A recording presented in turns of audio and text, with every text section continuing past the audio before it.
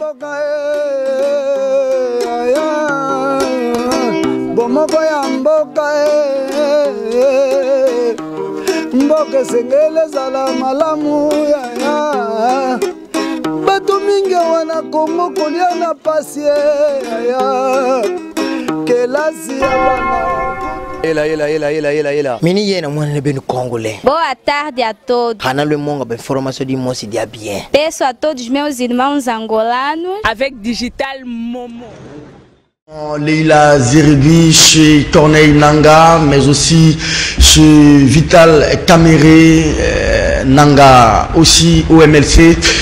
La machine à voter, la centrale électorale passe à la vitesse supérieure en vue de la sensibilisation. Mais Vital Caméré émet des réserves quant à cette machine à voter. 23 février, c'est donc aujourd'hui la messe d'Angelus à travers les paroisses du monde. Les chrétiens, précisément les catholiques, vont devoir prier sur la demande du Saint-Père, Pape François, en faveur de la République démocratique du Congo, pour la paix et en faveur du Sud-Soudan. La remise et reprise, elle n'a pas eu lieu hier entre Chadari et Movasakani. C'est tout à l'heure, écrivent donc le journaux. Merci à vous, chers téléspectateurs. La décrispation se poursuit. Plusieurs détenus libérés. Les gardes de Sceaux a pris l'arrêté hier, Alexis Tambemamba.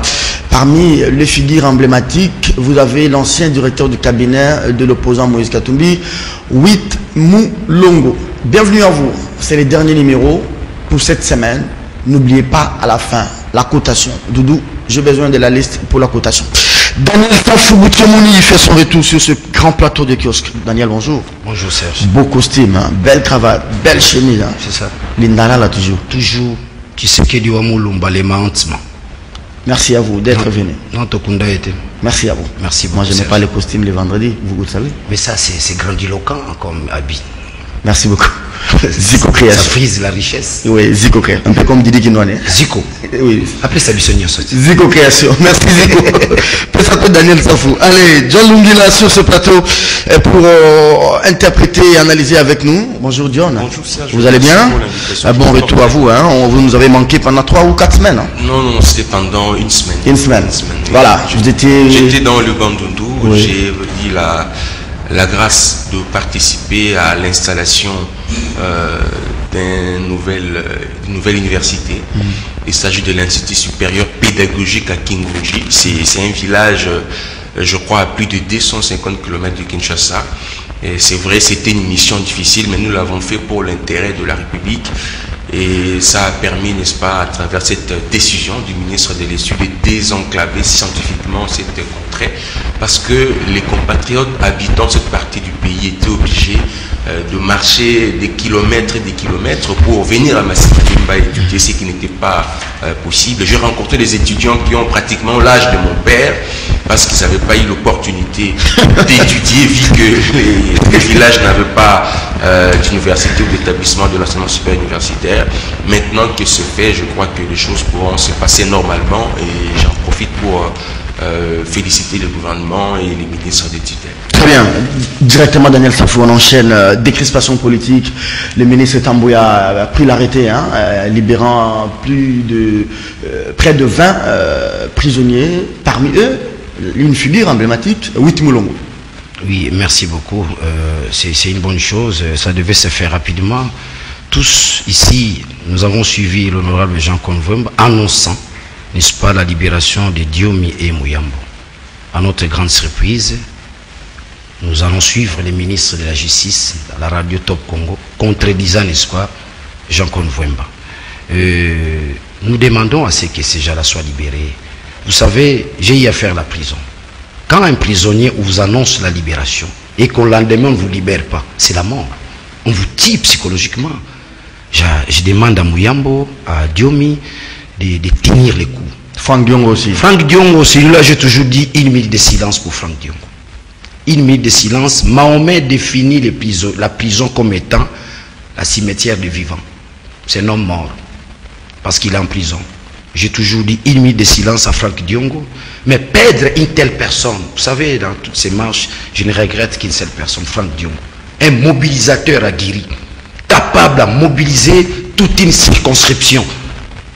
On aurait un autre cardinal du type de Mosengo pendant toutes ces marches, mais nous souhaitons, par la grâce de Dieu, parce que nous sommes en pleine prière, nous sommes en jeûne, Serge, depuis hier je ne mange pas, j'ai pris à ce que le 25... Le deuxième vendredi de carême, hein, oui, oui, nous prions tous ceux qui sont mal intentionnés, tous ceux qui pensent qu'ils peuvent tirer sur nous, qu'ils les sachent, Dieu va accueillir nos âmes.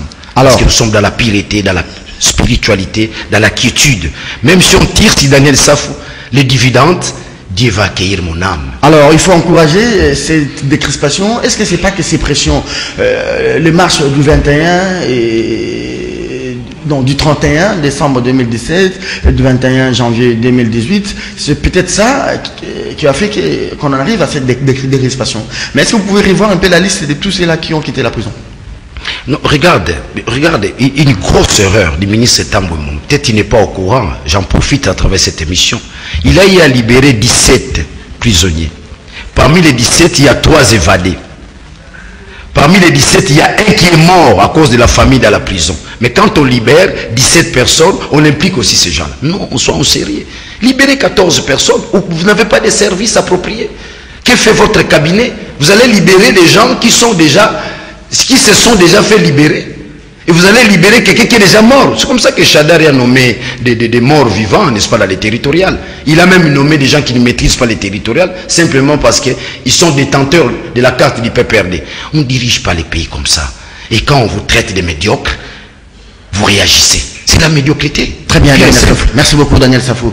John Lungela, il faudrait encourager ces décrispations, mais j'aimerais peut-être que cette décrispation ou ces décrispations touchent aussi notre secteur de médias, avec les confrères qui sont à Lubumbashi qui souffrent, hein, notamment ceux de Mwangaza, ceux de Nyota TV, et plusieurs médias qui sont enfermés. Je me demande qui doit plaider pour le cas des confrères, parce que vous savez, les politiques, nous aimons bien les accompagner, mais ils ne sont pas nos amis. Voilà. Tous ces confrères qui sont arrêtés, tout simplement parce qu'ils ont décidé, ils se sont retrouvés dans une maison de presse appartenant à un politicien qui a des problèmes avec la justice et ils payent la peau cassée. Mais maintenant que on pense maintenant aux politiques pour la décrispation, que devient nos confrères qui sont aussi victimes de ces arrestations? Je crois qu'ils ont aussi droit autant que des politiques, mais ici je voulais rencontrer un peu la réflexion de mon aîné Daniel Safou. Je crois que tout ce qu'il a eu à épingler sur cette question,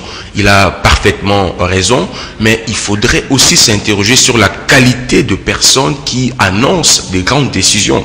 Je sais que Jean-Claude Wemba, c'est un député national, c'est un acteur politique de taille de notre pays, élu de Kazangoulou, mais seulement annoncer en primeur la libération des prisonniers politiques. Je crois que c'est une qualité qu'on ne lui reconnaît pas. J'aurais souhaité que cela passe d'abord par le membre du CENSA. J'ai suivi personnellement le rapporteur du CENSA qui a reconnu la grande difficulté à traiter ces dossiers, parce que parmi les personnes qui doivent bénéficier de cette faveur, il y en a ceux qui ont des problèmes poursuivis par des délits et consorts, et donc ce n'est pas facile du coup de décider d'une mesure de grâce à leur faveur. Je crois que le travail s'est fait encore, peut-être que ça va demander encore plus de temps, mais tout ce que nous souhaitons, c'est de voir l'intérêt général sur cette question-là. Vous savez qu'aujourd'hui, une frange de la classe politique conditionne la participation ou l'accompagnement du processus électoral par la décrispation du climat politique, la libération des prisonniers politiques, les retours au pays des exilés politiques. Je crois que c'est une revendication qui est fondée, parce que ça fait l'objet de discussions au dernier débat autour de la CENCO. Et les uns et les autres ont reconnu que c'était impérieux de décrisper les climats politiques. Je crois que l'effectivité d'une telle démarche pourrait toujours permettre l'avancement des choses, mais il faut aussi reconnaître, peut-être comprendre le ministre de la Justice, Daniel Safou, parce que aujourd'hui, parmi des gens qu'on a libérés, il y a des morts, il y a des évadés, parce qu'ils travaillent sur base d'une liste déposée depuis l'année passée. Et je crois que cette question ne date pas d'hier ou d'avant-hier, c'est pratiquement l'année passée. Et il y a déjà une liste qui a été déposée de gens qui devaient bénéficier de cette faveur. Peut-être que Tambwe Mwamba n'a pas pu revoir la liste ou s'est renseigné sur l'état de santé des uns et des autres. Veuillez peut-être lui accorder votre indulgence sur cette question-là, il ne faut pas lui en vouloir. Mais seulement tout ce que nous pouvons souhaiter, 2018 c'est une année électorale, nous invitons la classe politique à prendre ses responsabilités. Si aujourd'hui libérer les prisonniers politiques est une condition sine qua non pour aller aux élections, et si aussi cette faveur est connue par tous, moi je crois qu'il faudrait y travailler rapidement pour que les rendez-vous, le calendrier électoral soient appliqués et respectés. Très bien, merci beaucoup. Daniel Safou, je pense que on peut placer un mot par rapport aux médias qui sont fermés à Lubumbashi. On n'en parle pas, hein. On ne parle que de Moïse, on parle de Bolo, Bitumba, on parle que du colonel Kazamba. Nous oublions les médias, Daniel. Serge, en vous écoutant, en écoutant mon confrère John, j'ai l'impression que nous sommes dans une situation normale, que la République fonctionne. Serge, il n'y a plus la République. On a détruit la République. On a détruit notre pacte républicain. Dès lors qu'on n'a pas organisé les élections en 2016, c'est là où on a détruit la République. Mais regardez l'avantage que nous avons eu. L'accord. Cet accord n'a quoi comme objectif? Le retour à l'ordre constitutionnel. Cet ordre constitutionnel qui n'existe plus. Grâce à l'accord, on devait, n'est-ce pas, réaliser un retour à l'ordre constitutionnel. Et la Constitution, et l'accord, rien n'existe. Nous sommes où? Si Kabila était honnête, il devait démissionner. Il est assis sur quelle base? Toi, c'est réellement son honneur. Kabila devait démissionner avant même dimanche. Je reviens maintenant pour les médias. C'est là où je voulais chuter. Je reviens pour les médias. Nous avons ces sacs, Serge. Où est passée l'ordonnance devant Terameno, ces sacs? Nous débattons les choses du pays, mais nous, journalistes, nous ne sommes pas en mesure de débattre sur notre propre institution, qui est le CESAC, qui n'a plus la légitimité. Non pas nous sommes fatigués, je suis au niveau, n'est-ce pas, de la règle du jeu. Le pays n'est pas dirigé par les imères, le pays n'est pas dirigé par les émotions, on dirige le pays par rapport à la loi. Les Chantal Kanyem, de tous ces gens, qu'est-ce qu'ils font là? Ils sont là par rapport à quoi? Ils n'ont pas la légitimité. Ils ont eu l'occasion de sanctionner SAF, qui continue à sanctionner. C'est ça qui devrait réclamer la vie de nos confrères. C'est ça. Mais c'est notre institution. C'est-à-dire que si nous devons affaiblir la première lieu, les CESAC, nous journalistes, qu'est-ce que nous faisons? C'est Serge. Où est l'ordonnance? Est-ce que le pays peut être dirigé comme ça? On a signé l'ordonnance pour Arimova. Où est l'ordonnance pour les CESAC? Vous trouvez ça normal? Le nom dit de cela, ça veut dire quoi? La République n'existait pas. Kabila a tué la République. De sa propre volonté. Parce que la crise que nous avons aujourd'hui, lui ne va pas me contredire, c'est une crise montée par Kabila. Et il va aussi apporter des solutions. Lui-même qui monte la crise, il va encore apporter des solutions. Qui démissionne, je pense. C'est vrai que je suis concerné, mais je suis très mal à l'aise d'en parler. Juge est parti. Mais en ce qui concerne, prenons les cas des autres. Les Chantal qui ont été reconduits, les Mbolusson, même l'ordonnance pour les investir, ça pose problème. Kabila n'a plus de l'encre dans ses stylos. Bien il a que l'encre pour signer Mova, pour signer les administrateurs du territoire. Vous voyez toute ma difficulté, c'est comme si moi-même, même pour ça aussi, même l'ordonnance dit ça, il faut que les gens meurent. C'est ça.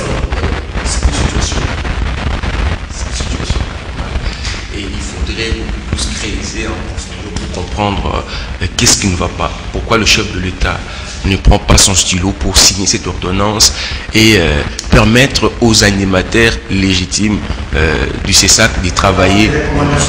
Je crois que vous constituez à la fois pour nous une source fiable pour nous dire qu'est-ce qui se passe réellement. Malheureusement, vous êtes très mal placé sur ce plateau pour nous le dire, peut-être aux téléspectateurs. Mais moi, personnellement, j'ignore les raisons du retard que je n'approuve pas. Mais je crois que ce que nous disons ici ne vont pas tomber dans les oreilles du sourd peut-être après-demain, on pourra assister à la signature de la dite ordonnance.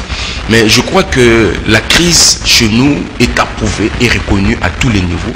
Mais le plus important ici, c'est la recherche de solutions, voir dans quelle mesure on peut sortir, tirer le pays de la dite crise.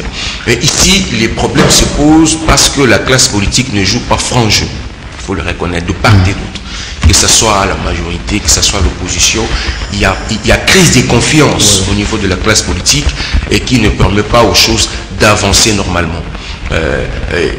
Tous nous voulons régler les problèmes par les élections, c'est l'unique voie pour sortir de la crise, mais les élections, c'est la mission reconnue à la CENI.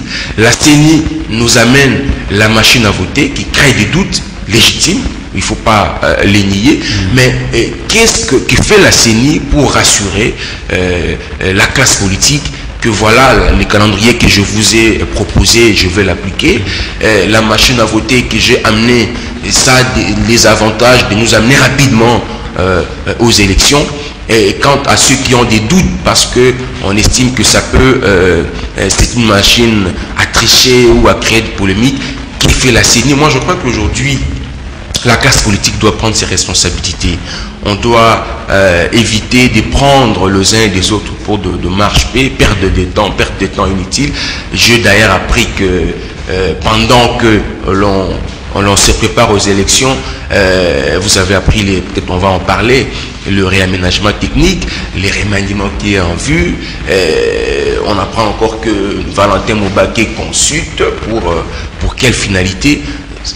Moi, je crois qu'aujourd'hui, la priorité, ce sont les élections. Ok, on peut rapidement prendre Mova et Chadari. Réaménagement technique, retouche partielle. C'est quoi Mova? Il est humilié, il est remercié, ou bien il sera peut-être rappelé pour d'autres fonctions au parti ou soit dans d'autres institutions de la République? On parle de réaménagement technique, un léger remaniement qui obéit.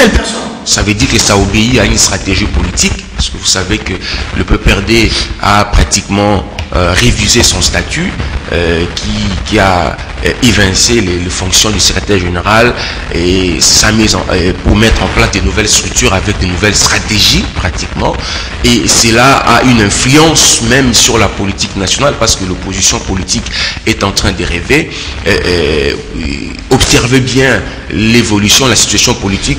Tout semble être fait et organisé en fonction des statuts du PPRD, de la politique, des stratégies politiques mises en place par le PPRD.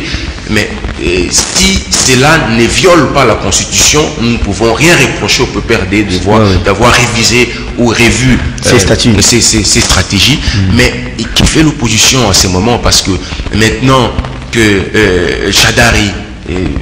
le sort de Chadari, moi je crois ça n'intéresse pas le Congolais, c'est une question interne au PPRD. S'il sera abandonné à tout ce sort, ce n'est pas le problème du Congo, mais le plus important ici, c'est ces changements de stratégie au niveau du PPRD, son influence et son impact sur la marche du pays. Vous voyez, il faut y réfléchir. Très bien, John. Et est-ce que ça va dans le sens de marcher sur la Constitution, sur les intérêts de la République? C'est ce qui doit plus nous aider. Tout ce qui s'est dit dans les réseaux sociaux, les médias périphériques, Chadari, c'est lui qui, moi j'ai lu politique RDC.net de notre confrère Jean Médard.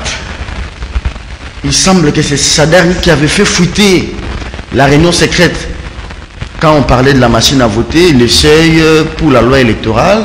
Il semble, selon cet article du site politique RDC, que les ingénieurs d'une firme de téléphonie, je vais citer le site politique qui cite Vodacom Congo, auraient travaillé avec les services de renseignement et ils ont intercepté la communication entre Chadari et la rédaction de Jeune Afrique.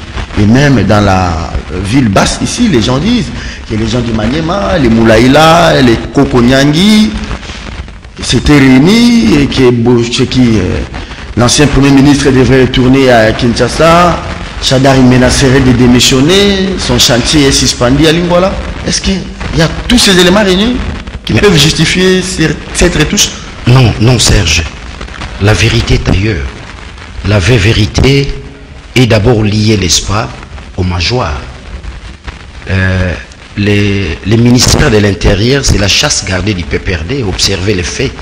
Tous ceux qui passent comme secrétaire général du PPRD, au finish, permettez-moi la tautologie, ils finissent, n'est-ce pas, à l'intérieur, au ministère de l'Intérieur. On peut prendre Bouchard, on peut prendre tous ces gens-là. Ils finissent, n'est-ce pas, ça c'est de deux, ça c'est une révélation, je vous fais.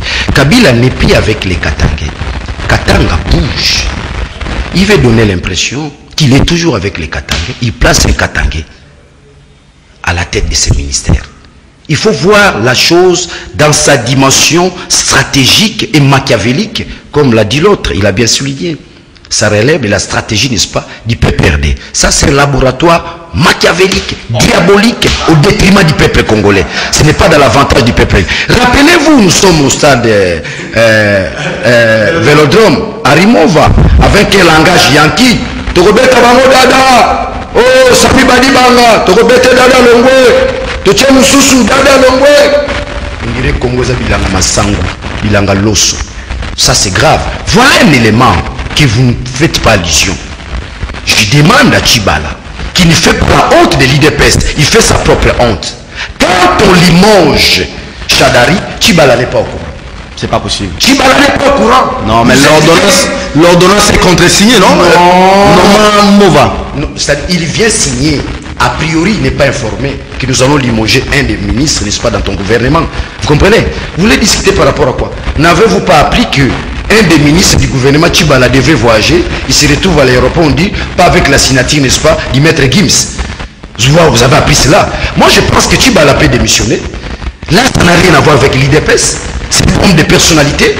Nulle part ailleurs au monde qu'un premier ministre, on veut limoger ton ministre sans que tu sois informé. On appelle ça l'absence de la personnalité. Je reviens à mon confrère John.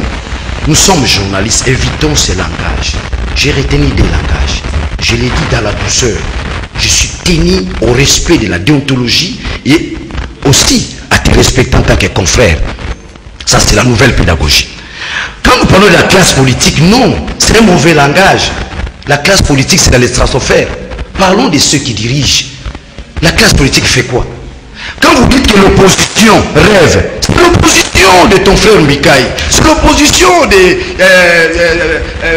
Maître Gims, c'est l'opposition de tous ceux qui sont dans le gouvernement, qui hier se disaient opposants, aujourd'hui ils sont là, ils sont restés, n'est-ce pas, dans les stratosphères. C'est l'opposition de Bitakwira. C'est cette opposition-là qui rêve. La vraie opposition, vous la verrez le 25 février, dans toutes les paroisses, ils vont se disperser. Vous verrez tel opposant à la paroisse Saint-Michel, tel opposant à la paroisse. Donc l'opposition ne rêve pas. La vraie opposition aujourd'hui, c'est ces peuples-là qui souffrent. C'est ces peuples-là qui ne mangent pas. Ce sont ces parents-là qui ont du mal à payer les frais académiques. Ce sont ces étudiants-là qui sont tués à l'université de Kinshasa. La vraie opposition, nous n'avons pas d'électricité. La vraie opposition, c'est la discrimination salariale. La vraie opposition, c'est l'injustice. La vraie opposition, c'est du gangsterisme au sommet de l'État. Voilà la vraie opposition. En définitive, Chadari, en définitive. Alors, Mova qui va gérer la manif de l'après-demain, hein, comme ministre de l'Intérieur. Il ne va pas les gérer. Lui n'est pas encore sanctionné. Hein. Ils n'ont pas la légitimité, Serge. Ils n'ont ni pouvoir ni capacité de nous gérer. Les 25, les gens seront dans la rue pacifiquement avec les enseignements du maître. Ne faites pas recours à la violence. Voilà ce que nous avons retenu de notre maître, notre super-héros, Etienne Tshisekedi Wamulumba, la non-violence. Et nous allons gagner avec la non-violence. Nulle part on a gagné un peuple. Les gens de la majorité se trompent. Les Kokoniangi, les Bitakwira, arrogants, sans qu'ils représentent quelque chose ici à Kinshasa. J'en profite dans cette émission. Bitakwira doit nous dire, nous les Bakongo, où est passé Némo Dansemi. Dans un pays sérieux, des déclarations faites de Bitakwira, il devait être interpellé par la justice. Il avait dit quoi? Il dit ceci. Nous devons fermer la bouche de Mosengo de la même manière qu'on a fermé la bouche de Némo Dansemi. Nous les Bakongo, avec Jean-Claude Mvouemba en tête, et moi-même Daniel Safou, nous demandons à Bitakwira qu'ils nous disent où est passé notre frère Némo Dansemi. Maintenant, ce n'est plus l'affaire du Congo, c'est l'affaire des Bakongo. Kakika Congo. Mvuluzi Andombe. Oui. Bitakwira non dire ça. Et s'il pense qu'il peut fermer la bouche de Mosengo, qu'il fasse très attention. Nous pouvons aussi attribuer la dernière visite, n'est-ce pas, du cardinal part, celui-là qui voulait l'assassiner habite à Kwira. Parce qu'il a dit ça tout haut. Qu'ils fassent très attention à tout ce qu'ils font comme déclaration à la télé. C'est des nets habite à Kwira parle beaucoup. Il parle comme un Goliath. Merci. Nous savons ce qu'il est. Merci. Merci beaucoup. Daniel Safou Boutchemouni. Doit nous dire où est Mwandasemi. Alors, on va prendre la grève à l'issue. Vous savez que les professeurs sont déjà en grève hein, à l'UNIKIN. Ça, c'est un déjà là. C'est pas un pas encore. C'est un déjà là. Quelle est la vie du professeur aujourd'hui? Où est la recherche scientifique aujourd'hui? Est-ce que dans nos universités, il y a des bibliothèques? Oui, s'il y en a. Est-ce que ces bibliothèques sont renouvelées pour que les chercheurs soient à la page? On a tué la recherche scientifique. On a tué les systèmes éducatifs. On a tué l'université. Non, aujourd'hui, c'est les problèmes d'argent. Et les taux que le gouvernement, via le ministre de l'Essu, demande à ce que ça soit appliqué. Les taux de 92, 92, si vous voulez. Mais pendant ces temps, il y a l'enveloppe liée au fonctionnement et aux primes de professeurs qui est aujourd'hui touchée. Mais pendant ces temps, l'enveloppe du ministre, lui, elle n'est pas touchée, cette enveloppe du ministre. La signature des diplômes, tout. Le ministre lui-même ne renonce à rien. Mais il demande aux professeurs de renoncer aux avantages. Et les professeurs sont allés en grève. Et maintenant que les étudiants ne vont plus à l'école, aux universités, on devrait déjà commencer la mi-session, je crois, cette semaine à l'UNIKIN. Il y a grève, la mi-session est reportée pour le mois de mars. Ça aura une incidence sur les calendriers académiques.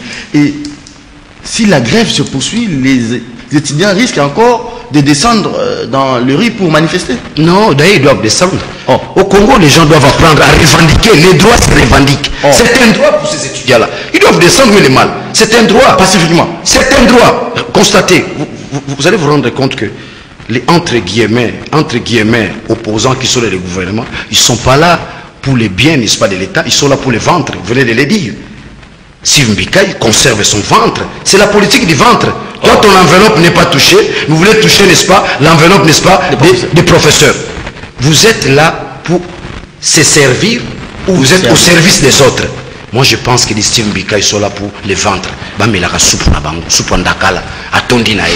pas au service des autres, c'est de la nation. S'il est au service de la nation, il est même prêt à sacrifier son enveloppe pour les biens de l'université, pour les biens des professeurs. Aujourd'hui, les professeurs congolais chosifiés, ils représentent quoi? Chosifiés. Moi, je pense que j'encourage les professeurs d'aller en grève parce que dans ces pays, on n'écoute que les bruits. S'il y a des bruits. Et pour les étudiants qui sachent que ces régimes ici n'écoutent que les bruits, les jeunes doivent apprendre à revendiquer. Les citoyens doivent apprendre à revendiquer. Les droits, on les revendique. On revendique les droits. Pourquoi les peuples ne comprennent pas? Mais finalement, je n'arrive plus à comprendre. Le ministre prend une directive sanctionnant l'année académique, on fixe les taux. Pendant ce temps, quand il y a une manif des étudiants, le gouvernement se réunit sans les ministres des tutelles qui étaient en mission. On dit non, il faut appliquer l'ancien taux de 92. Quand les ministres arrivent, il y a la grève des professeurs. Est-ce que vivement, il faudrait une bipartite, gouvernement, corps scientifique pour trouver solution à ces problèmes? Parce que la grève commence déjà. Mais ça a déjà été fait quand il y avait grève de professeurs. Oui. Je crois que le ministre de l'Essu a conduit une délégation des professeurs. À la tête, il y avait les professeurs qui tombolaient auprès du Premier ministre pour traiter ces dossiers. Et les discussions ont abouti à la signature d'un protocole d'accord qui est aujourd'hui respecté. Il y a quelques semaines, le professeur, comment je vais arriver? Les professeurs, tous les professeurs, au nom, ont remercié les gouvernements pour le respect des engagements contenus dans ces protocoles d'accord qui Tombole l'a déclaré. Aujourd'hui, il y a des agitations.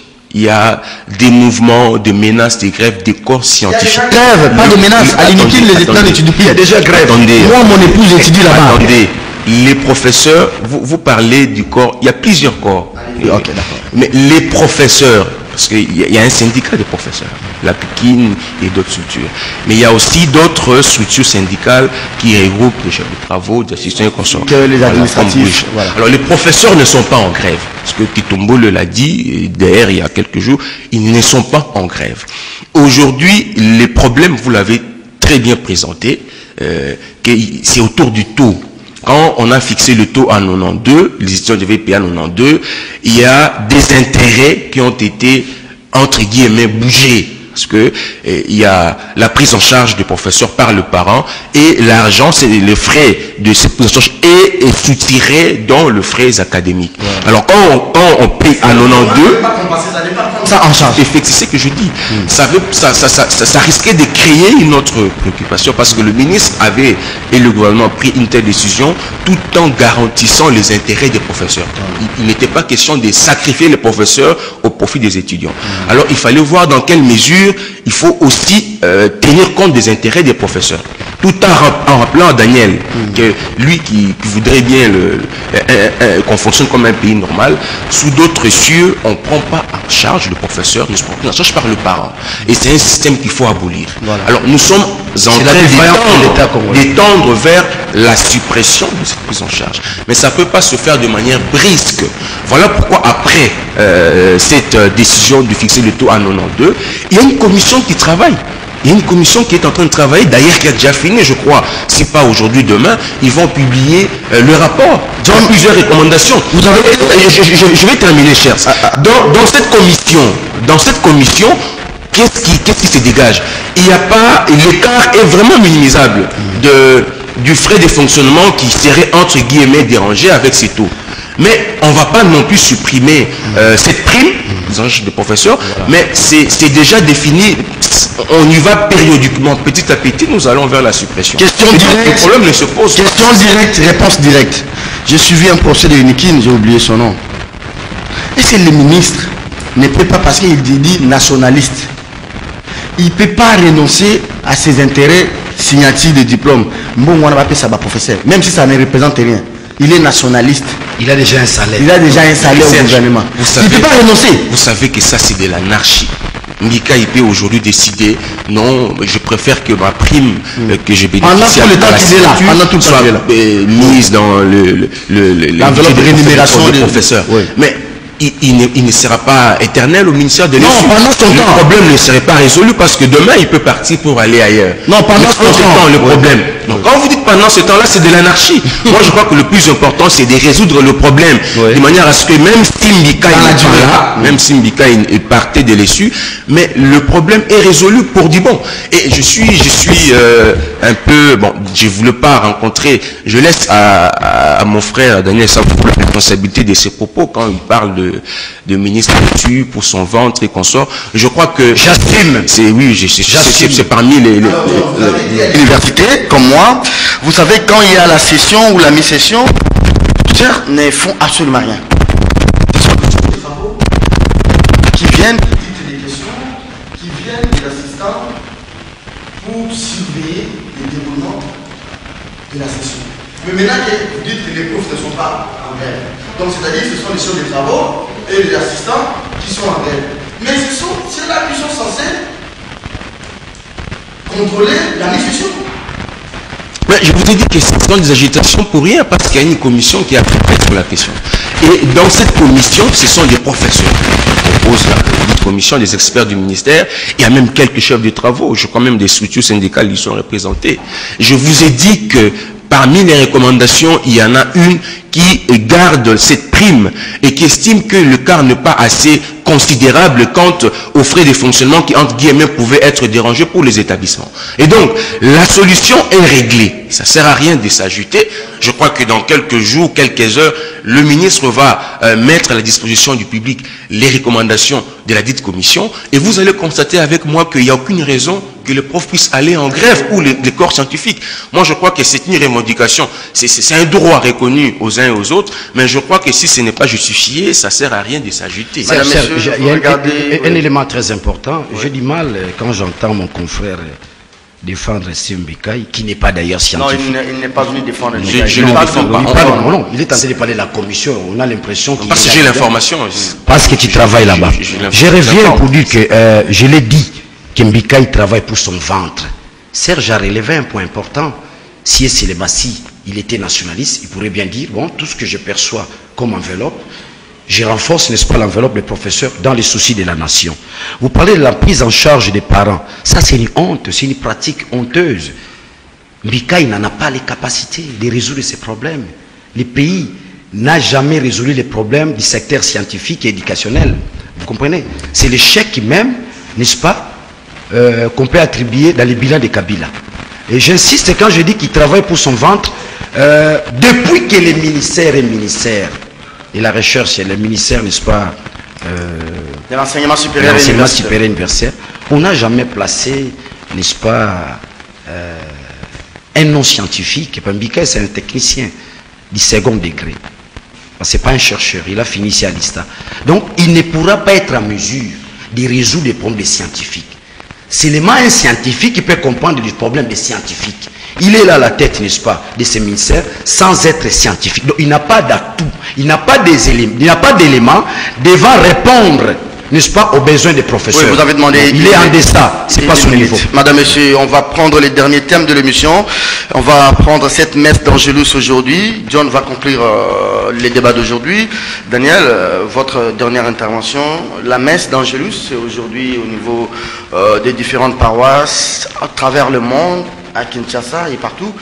Et après, demain, ça sera la manif. Oui. Alors, le pape a demandé, compris spécialement, je parle du Congo, je ne prends pas les cas du Sud-Soudan, pour tous ces morts-là, du 31 et du 21, mais aussi pour les retours d'une paix durable.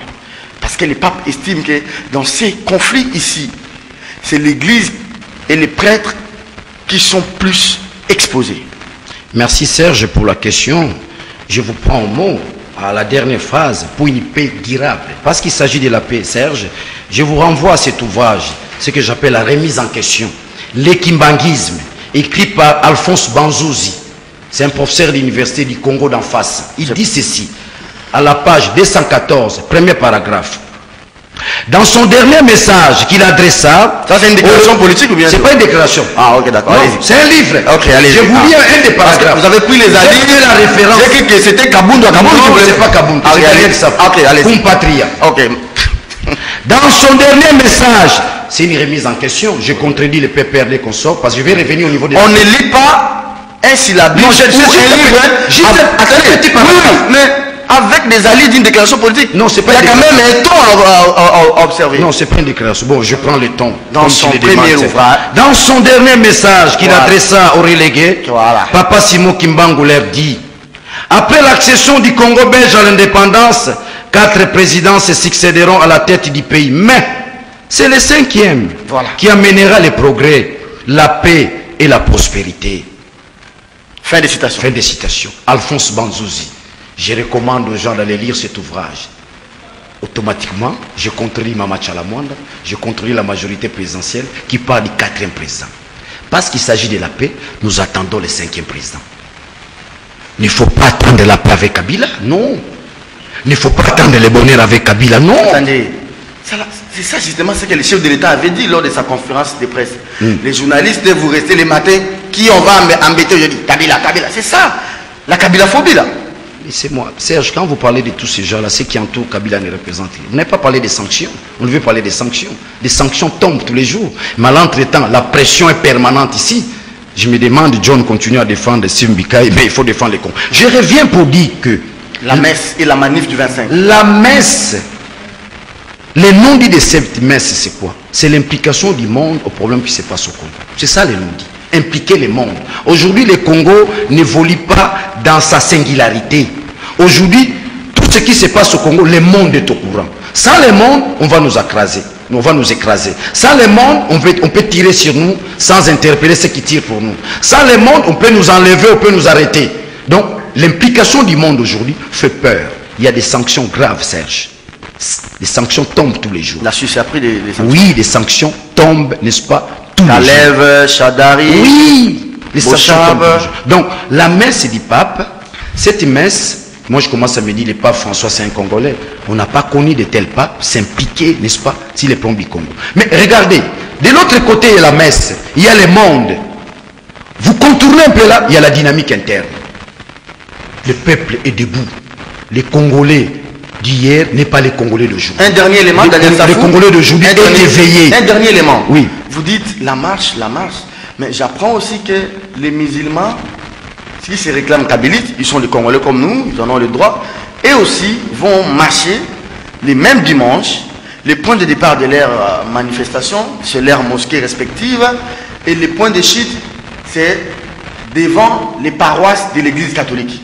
Je vois déjà que les ingrédients sont réunis pour une sorte d'escalade et ça sera écrit en lettres de sang la journée du 25. Serge, je voulais demander la permission. L'émission est en français, mais pour atteindre les plus grands nombres, je voulais dire ça lingala. Kende papa, allez, loba. Eza lukuta. Koko Niangi. Na ministre ya nani oba sala gane ba jena ba. Koko Niangi na nani Félix Kabange. Mbongo ebimaka soki marche ezali. Bazo kosa Kabila. Obiso tonto sala boy. Na mboka o ba mizima bazo capacité. Ba mizima nde baliaka biso to liaka te. Bana ba mizima bakenda na classe bana so bakenda na classe. Batika rokosela ba mizima makambo. L'islam c'est l'église de la justice. L'islam c'est la légalité. L'islam c'est la revendication des droits. Batika romema islam na buzobe. Yako konyanga sambela wa. Il est allé même plus loin. Quand vous attendez des gens comme de Bitakwira, nous allons dédoubler l'église catholique. Vous sentez les mensonges? Est-ce que Bitakwira a la capacité de dédoubler l'église catholique? Il représente quoi dans ce pays? C'est pour dire que les dimanches, les musulmans qui vont sortir sont congolais. Ils ont mal à la peau. Batiko Koselba musulman. Il y a un risque d'infiltration, on peut infiltrer les gens. Nous sommes d'accord qu'on infiltre les gens, ils seront noyautés dans la grande marmite. Ils seront noyautés par la majorité. Tokomela Bango. Le dimanche, on est dans la rue avec force, de manière pacifique. Je vous ai parlé des enseignements du maître. Les Mahatma. Ne faites pas recours à la violence. Merci beaucoup. Maman Marie, et maman, et maman, et maman, et maman. Betubana Kubilako. Yangonze Moto Bima la Bango dimanche. Merci beaucoup, Daniel Safou. Il ne faut pas se servir de kiosques pour mobiliser. Hein. Ici, ce n'est pas une émission de mobilisation. Les journalistes engagés est appelé aussi à mobiliser. Non, non, non. Il ne faut pas se servir de pour mobiliser. Où est le mal? Nous sommes des Congolais. John Lungela, 3 minutes, parce que l'émission... Je voulais répondre à cette question. Je voulais d'abord compléter parce que je constatais que ce que Daniel Safou a dit, c'est une vérité. Merci. Mais c'est une vérité qui manque beaucoup de précision. Allez, voilà. Vous savez, la prise en charge de parents, de professeurs par le parent, ne date pas de l'époque. Depuis Mobutu. Hein? C'est depuis Mobutu. Et à l'époque de Mobutu, quand Kabila est arrivé, il a trouvé les professeurs, ils étaient payés à moins de $50. C'était inadmissible. Alors, c'est pourquoi, vu que l'État, à l'époque, était incapable d'assumer ses responsabilités, il y a eu ces compromis. Les compromis, c'est que le parent devait prendre en charge les professeurs. Tu n'as pas l'information. Laissez-moi qui n'ont pas voulu sacrifier les enfants. Attendez. Ils ont la responsabilité de payer les frais. Bon, c'est bon. Allons comme tu le dis. Alors, les compromis, c'est là où je te fais voir que l'État aussi était partie prenante. Pourquoi? Parce qu'ils se sont convenus que si l'État parvenait à payer les professeurs au-delà de $1050, ce compromis va tomber caduc. Aujourd'hui, dites-moi, le professeur est payé à combien? C'est au-delà d'ailleurs de $1050. Et donc, on peut se mettre d'accord qu'il faut supprimer, abolir ces systèmes. Voilà pourquoi. Mais qui doit abolir ça? Voilà pourquoi le ministre a remis sur table de négociation cette question. Mais il ne veut pas marcher sur les intérêts des professeurs parce que ça sera trop brisé. Merci beaucoup. Alors, quand vous pensez, permettez-moi de répondre. Vous savez, permettez-moi de parler d'élu parce que vous l'avez. Non, il est incompétent. S'il vous plaît, on a connu. Si Mika est incompétent, il ne peut pas régler ses problèmes. Il est là pour son ventre. Non, laisse. Il est incompétent. C'est pas un scientifique. C'est un technicien de l'État. Attendez. Si vous pensez qu'il est incompétent, si vous l'avez fréquenté, mais moi je pense qu'il n'est pas incompétent parce qu'il est nommé, peut-être que comme un être humain, il a ses qualités et il a ses défauts. Allez-y. Je suis démocrate. Je suis démocrate. J'accepte ce que Daniel dit, c'est la démocratie. Mais admettez aussi que je puisse vous répondre. C'est important. Tu es mon confrère. Alors, vous savez, on a connu dans ce pays des ministres et professeurs qui ont tenté sans réussir ce que lui a réussi aujourd'hui. Attendez. Il a su désamorcer la bombe quand, vous avez appris partout, il y avait grève des étudiants. On a résolu ce problème-là sans qu'il y ait des cas sans problème. Aujourd'hui, on ne fait pas les débats. Attendez, s'il vous plaît. Alors, au-delà, répondez à la masse. Il ne faut pas personnaliser le débat sur Allez, la marche du 25 et la messe d'aujourd'hui. La marche du 25. Le pape veut attirer l'attention du monde sur le Congo, je crois. Effectivement, c'est important et ça nous interpelle. Ça doit nous interpeller. La marche de ce dimanche, c'est un droit faut qu'il marche parce que c'est... Merci beaucoup, John. Mais ça doit se passer dans le respect de l'ordre public. Voilà. Parce que nous ne pouvons pas faire des choses comme si nous étions dans une jungle. Pas du tout. Il y a des lois de la République qui encadrent de marches, de manifestations publiques. Alors ici, la responsabilité des organisateurs de marches est engagée. Autant la responsabilité aussi de l'État est engagée. Merci beaucoup. Donc la police doit être là pour assurer l'encadrement. C'est très bien. Les musulmans. Mais allez voir. Moi je crois que... C'est une escroquerie de Congoliens. Bon, je ne voulais pas parler de l'anarchie, mais je laisse aux musulmans, c'est cette catégorie de musulmans, la responsabilité de l'heure de marche. Mais je demande à ceux qui vont marcher le dimanche d'aller, de respecter la procédure. Ça veut dire de définir l'itinéraire parce que c'est important, de définir le point de départ et le point de chute, parce que si tel n'est pas fait, vous aurez le même problème que vous avez connu le 31, le 22. Et Marie-Ange Mouchébek aura encore le problème parce qu'il y a déjà une commission qui travaille sur les manifestations. Faut préciser quel genre de problème? On va tirer sur les paisibles citoyens. Je parle pas. Non. Vous savez qu'aujourd'hui, Mouchébek a mis en place une commission qui travaille, qui auditionne des témoins, qui auditionne des victimes pour établir les responsabilités. S'il vous plaît. Non, l'émission est terminée. L'émission est terminée. De la République pour éviter de se charger. Merci beaucoup. L'émission est terminée. Cette commission-là, oui, elle travaille bien. Mais est-ce que cette commission-là, c'est aussi qu'il y a un certain carbone béni qui est détenu à l'ANER? Mouchébek, attendez. Mouchébek, quoi qui me suit, elle attend qu'elle soit interpellée au Conseil des droits de l'homme des Nations Unies sur le cas Carbone Béni. Carbone Béni. Est-ce que même s'il a tué, même s'il a fait quelque chose, son juge naturel, c'est l'ANR? Non, nous voulons être une république. Nous voulons être une république. C'est comme Nicole Dibamou qui a porté plainte contre Maïk Moukebaï à l'UNPC et en même temps devant les cours des tribunaux. Mais envoyez les mandats de comparution à Moukebaï. Ne venez pas les traquer, non. Et nous disons à Nicole Dibamou qui dépose la plainte pour nous tous. Est-ce que Nicole... Nous irons chez lui à la maison, qu'il retire sa plainte.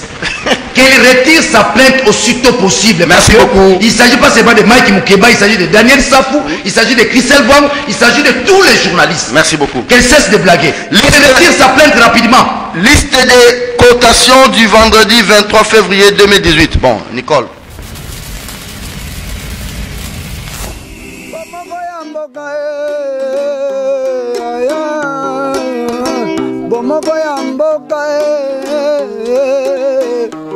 Mboka sengele zala malamu ya bato mingi wana Kongo kolia na pasi ya kelasi ya bana ela mini yena mwana beno congolais. Boa tarde a todos. Hana le monga ben informação de moço dia bien. Peço a todos meus irmãos angolanos avec Digital Momo.